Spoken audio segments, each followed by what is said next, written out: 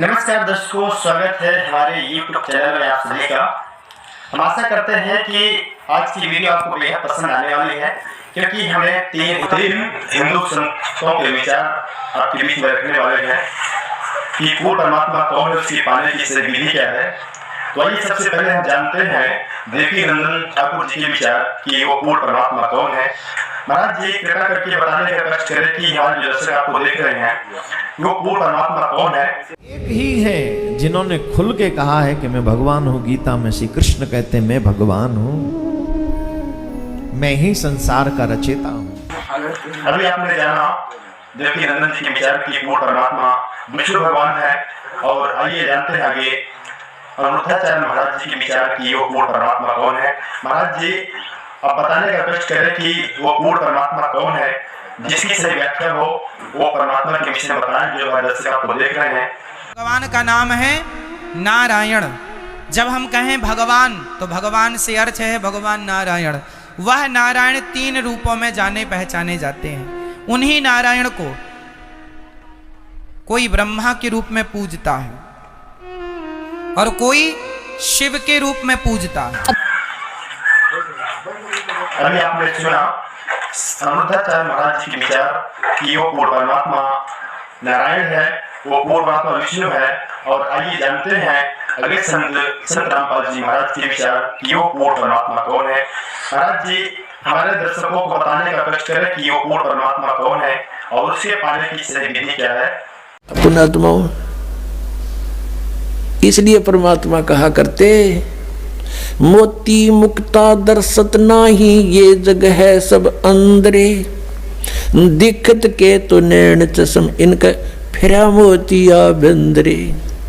ये दिख है विद्वान पुरुष और महर्षि को हमें इनका मोतिया बंद है। जिसका मोतिया बंद हो आंखों में, आंखें तो दिखाई देती हैं जैसे बड़ा स्वस्थ आंखें हैं, सब कुछ दिखता होगा, लेकिन वो नपट अंधा है जिसका मोतिया बंद हो गया दोनों आंखों में। तो परमात्मा कहते हैं कि तुमने ये महर्षि दिखाई दे हैं, गुरु ब्राह्मण दिखाई देते हैं, ये मंडलेश्वर, इनका मोतिया बंद हो रहा है। इन्हें अपने सदग्रंथों में लिखी हुई सच्चाई का नहीं पता और फिर निराकार कहते। अब दिखाते हैं आपको परमात्मा की सारी स्थिति। देखिएगा ऋग्वेद मंडल नंबर 9, ऋग्वेद मंडल नंबर 9 अब दिखाते हैं और सूक्त नंबर 86। ये है ऋग्वेद मंडल नंबर 9, 10 इकट्ठा अनुवाद है। ये है सार्वदेशिक आर्य प्रतिनिधि सभा, महर्षि दयानंद भवन, रामलीला मैदान, नई दिल्ली से ये प्रकाशित है। और ये मुद्रक है Prince offset printer 1510 Pataudi house Daryaganj नई दिल्ली से ये छपा है, छप्पा खाना इसका ये। अब देखना ये है ऋग्वेद मंडल नंबर 9 और सूक्त 86 का मंत्र नंबर 26। इसमें लिखा कि यज्ञ करने वाले यजमानों के लिए परमात्मा, यज्ञ करने वाले माने धार्मिक अनुष्ठान यानी साधना करने वाले यजमान माने भक्तों के लिए परमात्मा सब रास्तों को सुगम करता हुआ उनके विघ्नों को मर्दन करता है और उनको पवित्र करता हुआ और अपने रूप को सरल करता हुआ वह कांति में परमात्मा। यह लिखना था कबीर देव। कवि कोई भी सर्वज्ञ नहीं हो सकता जिसको सारा ज्ञान हो। कवि कविता बना सकता है, ये कबीर देव लिखना था यहाँ पर। वो कबीर देव विद्युत के समान यानी आकाशीय बिजली की तरह सेकंड में नीचे आ जावे, क्रीड़ा करता हुआ, ऐसे लीला करता हुआ वर्णीय पुरुष को यानी अच्छी आत्मा को प्राप्त होता है। अच्छी आत्मा को आके मिलता है। वो जैसे आदरणीय धर्मदास जी को मिले, आदरणीय नानक साहिब जी को मिले, आदरणीय मुलुकदास साहिब जी को मिले, आदरणीय दादू साहिब जी को मिले, आदरणीय गरीबदास साहिब जी गांव छुरानी जिला दद्दर हरियाणा वाले को मिले, आदरणीय गीसा दास साहिब जी गांव खेखड़ा यूपी मेरठ वाले को मिले, वो अच्छे पुरुष को आकर प्राप्त होता है। वो कहाँ रहता है भगवान? 27वें श्लोक में, ऋग्वेद मंडल नंबर 9 और सूक्त नंबर 86 का 26 पढ़कर हम 27 में पा गए। इसमें इन्होंने ये जो निराकार मानते थे भगवान को और वेद बता रहे हैं, वह परमात्मा प्रकाश पुंज को, परमात्मा को, जो परमात्मा ध्रुवलोक के तीसरे पृष्ठ पर विराजमान है वहां रहता है। तीसरे एक स्थान पर रहता है ध्रुवलोक के, यानी उस तेजो में लोक सतलोक के एक स्थान पर, तीसरे स्थान पर विराजमान है, स्थान पर विराजमान है, वहां रहता है। निराकार क्यों करो भगवान जब वहां बैठा है? आगे दिखाते हैं। यह है ऋग्वेद मंडल नंबर 9 सूक्त 82 का, ऋग्वेद मंडल नंबर 9 और सूक्त 82। और यहां देखें, ये है 82वां, 81वां समाप्त हुआ, ये 82वां शुरू हो जाता है। इसका प्रथम मंत्र, इसमें लिखा है कि जो सर्वोत्पादक प्रभु, सबकी उत्पत्ति करने वाला परमेश्वर प्रकाश रूप है। इसका अर्थ है वो तेजो में रूप साकार है, सद्गुणों की वृष्टि करने वाला, पापों का हरण करने वाला, पाप नाश करने वाला, पाप क्षमा करने वाला है। वह राजेव, राजा के समान, राजेव, इसका अर्थ है राजा के समान आगे लिखा है। ये देखना, ये 269 पृष्ठ पे पढ़ रहे हैं। कोई भ्रमत कर देगा कि दूसरा पृष्ठ दिखा दिया होगा, ये 270 दिखाऊंगा। ये देखो 270, यहाँ लिखा है 82 का, पहला पढ़ रहे हैं 82 का, 9 के 82 का। राजा के समान दर्शनीय है, वो देखने जोगा है, विजिबल है, वो साकार है, राजा की तरह तो मनुष्य जैसा ही हुआ। और वह है पृथ्वी आदि लोक लोकांतरों के चारों ओर शब्दमान हो रहा है। वह वर्णीय पुरुष को, वर्णीय माने अच्छी आत्मा को, श्रेष्ठ पुरुष को, जो दृढ़ भक्त है, जो दृढ़ भक्त है उसको पवित्र करता हुआ प्राप्त होता है। जैसे आदरणीय धर्मदास साहिब जी को, जो दृढ़ भक्त थे उसके बाद डगमग नीवे, आदरणीय मुलुकदास साहिब जी को, आदरणीय दादूदास साहिब जी को, आदरणीय गरीबदास साहिब जी गांव छुड़ानी जिला जज्जर हरियाणा वाले को, और आदरणीय गीसा दास साहिब जी को गांव खेखड़ा मेरठ यूपी वाले को। ये दृढ़ भक्त आज तक डगमग नहीं हुए, दुनिया को हिला के रख दिया इन्होंने। इनको भगवान में ले आकर के को पवित्र करता हुआ प्राप्त होता है वर्णीय पुरुष अच्छी आत्मा को।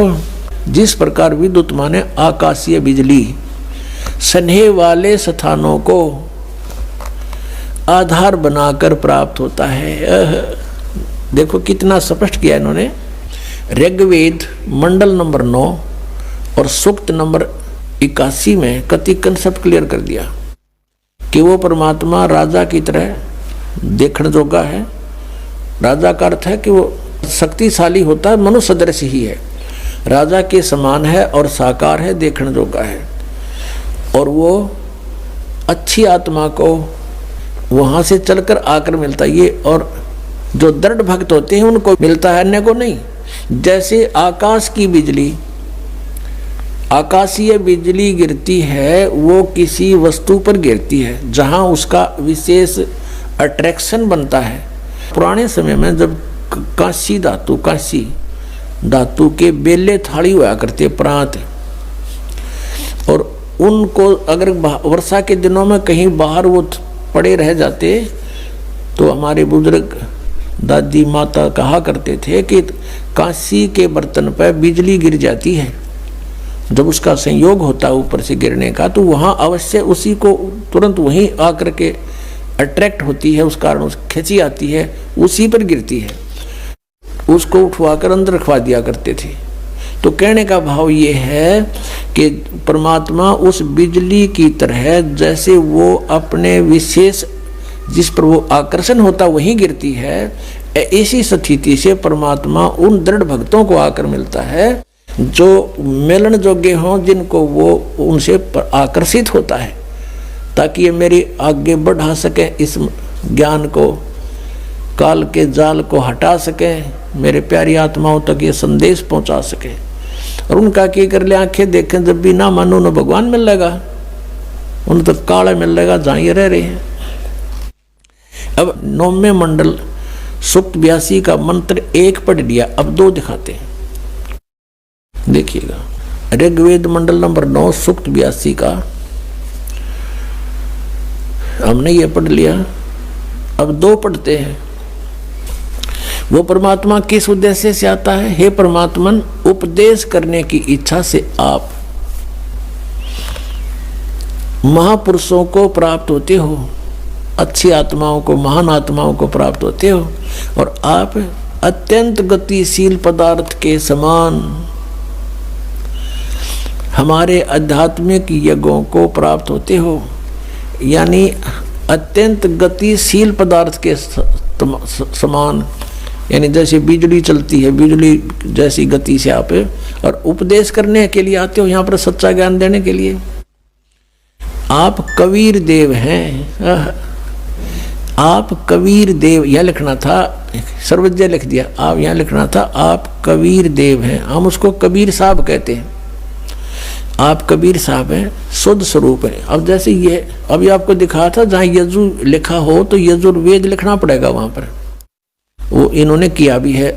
महर्षि दानंद ने यजुर्वेद के 36वें अध्याय के प्रथम मंत्र में यजु का अर्थ यजुर्वेद किया है, तो यहाँ लिखना था वो कबीर देव है, वो शुद्ध स्वरूप है। हमारे पापों को हे दूर करके, हे सोम, हे अमर परमात्मा, हमको सुख दे। पुणात्मा, वेद पढ़े पर भेद न जाने, ये बात से पुराण 18। वेद पढ़े पर भेद न जाने, गुरु बिन काहु न पाया ज्ञाना, जो थो था बूछड़े मूड किसाना। गुरु बिन वेद पढ़े जो प्राणी, समझे न सार रहे अज्ञानी। ये अज्ञानी रहे इन वेदों को पढ़ा करते, मैं ऋषि को आगे इन कक्का भी नहीं पता था। अब जैसे परमात्मा मनुष्य दृश्य ये सिद्ध होगा, राजा के समान देखने जोगा है, और वहां से गति करके आता है, जिन महापुरुषों को मिलता है, जिन महापुरुषों ने मिला उन्होंने बताया कबीर इज गॉड। वो कबीर देव काशी में हम सुल्तानी नानक तारे दादू को उपदेश दिया, जात जुलाहा भेद न पाया, वो काशी माए कबीर हुआ। आदरणीय गरीबदास साहिब जी गांव छोड़ानी जिला दद्दर वाले, जिनको भगवान आकर मिले थे, क्या कहते हैं गरीबदास साहिब ने फिर बताया है कि सर्व कला सतगुरु साहिब की, या दुनिया दा जीवन झूठा भूल गए मर जाने नू, और सर्व कला सतगुरु साहिब की हरियाए हरियाणे नू। वो परमात्मा हरियाणा में आए गरीबदास जी 280 वर्ष पहले, लगभग सन 1727 में, लगभग 300 वर्ष हो गए, 300 वर्ष से भी ऊपर हो गए। सन 1727 में परमात्मा आए थे, और सन 1866 में न सन 1966 में हरियाणा और पंजाब अलग हुए। जब हरियाणा क्षेत्र का नाम पड़ा था, यो हरियाणा प्रांत बना था, उससे भी कितने वर्ष पहले, 200-250 वर्ष पहले परमात्मा ने लिख दिया, बोल दिया था। गरीबदास साहिब जी ने कहा था कि हरि आए हरियाणे नू, उनके वचन से फिर यो हरियाणा क्षेत्र आज बनकर रहा, ताकि हम इस परमात्मा की वाणी को समझा सकें। अगर ये वाणी 200 वर्ष पहले बोलते, 100 वर्ष 50 वर्ष पहले से बोलते, तो कौन से कहाँ थे, हरियाणा था ही नहीं, जब नाम निशान नहीं था। तो ये हरियाणा बनवा दिया, ये वाणी हमारे को याद दिला दी कि हरि आए हरियाणे नू। इनको पता था मालिक का कि इस वाणी का कहाँ आवश्यकता पड़ेगी, किस समय में।